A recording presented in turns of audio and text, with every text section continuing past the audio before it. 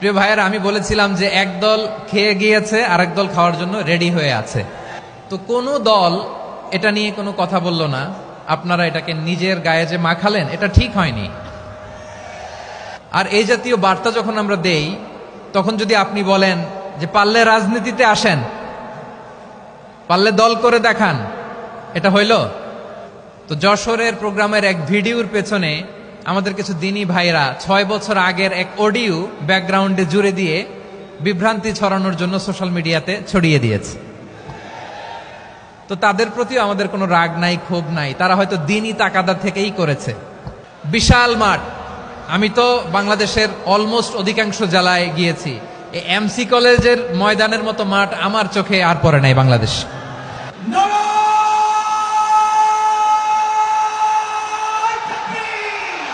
দাওয়াতের ময়দানে আছে মুমিন প্রাণে আল্লামা সাঈদীর উত্তরসূরি। আজ হারি আজ হারি আজ হারি মিজানুর রহমান আজ হারি।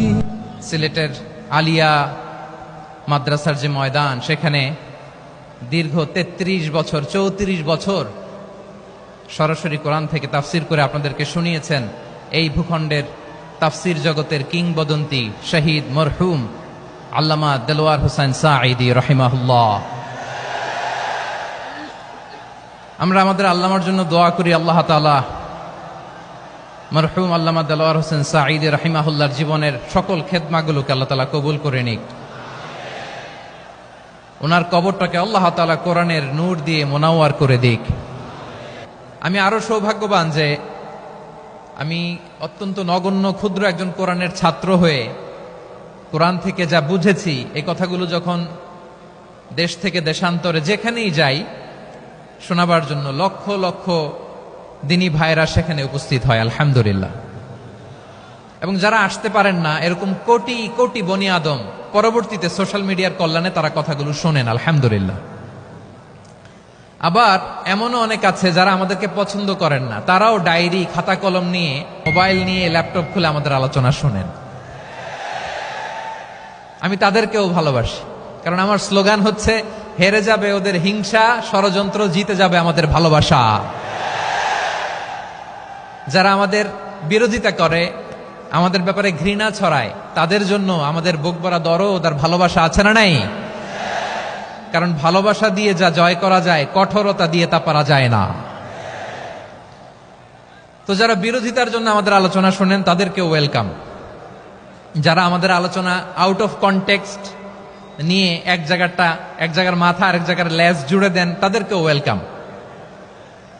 গত সপ্তাহে আপনারা জানেন খুলনা বিভাগের প্রোগ্রাম আমি দিয়েছিলাম যশোরে আদ্দিন ফাউন্ডেশনের উদ্যোগে। তো যশোরের প্রোগ্রামের এক ভিডিওর পেছনে আমাদের কিছু দিনী ভাইরা 6 বছর আগের এক অডিও ব্যাকগ্রাউন্ডে জুড়ে দিয়ে বিভ্রান্তি ছড়ানোর জন্য সোশ্যাল মিডিয়াতে ছড়িয়ে দিয়েছে।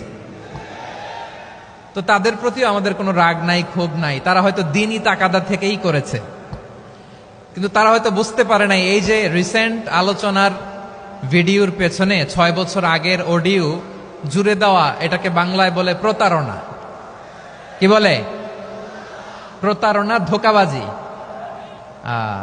এখনকার আলোচনার ভিডিও আর ব্যাকগ্রাউন্ডে এডিট করে লাগিয়েছে 6 বছর আগের অডিও। এটারে প্রতারণা বলে, ধোঁকাবাজি বলে। আর বিশ্বনবী বলেন, মান গশানা ফালাইসা মিন্না, the person who deceives us he is not among us. যে আমাদেরকে ধোঁকা দেয়, সে আমাদের অন্তর্ভুক্ত নয়। তো বিশ্বনবীর এই হাদিস তারা মনে রাখে না। তো এই জন্য শুধু বিশ্বনবীর প্রতি সাল্লাল্লাহু আলাইহি ওয়াসাল্লামের প্রতি সেরেফ ভালোবাসা আপনাকে বাঁচাতে পারবে না যদি বিশ্বনবীর আদর্শ আপনি গ্রহণ না করেন। তার জলজান্ত প্রমাণ, আবু তালেব বিশ্বনবীকে অনেক ভালোবেসেছেন আলাইহিস সালাতু ওয়াসসালাম। পলিটিক্যাল শেল্টার, ফিনান্সিয়াল শেল্টার, সব ধরনের শেল্টার তিনি দিয়েছেন, কিন্তু বিশ্বনবীর আদর্শ মানেন নাই। মুক্তি মিলবে? হ্যাঁ, আওয়াজ করে বলেন, আবু তালেবের কি মুক্তি মিলবে? তাহলে সেরেফ ভালোবাসা আপনাকে বাঁচাতে পারবে। ভালোবাসার পাশাপাশি বিশ্বনবীর আদর্শকে মেনে নেওয়ার দরকার আছে না নাই? তো যারা এই সমস্ত কাজ করেন আমাদের ভাইয়েরা, তাদের জন্য আল্লাহ তাআলার কাছে আমরা হেদায়েতের দোয়া করি।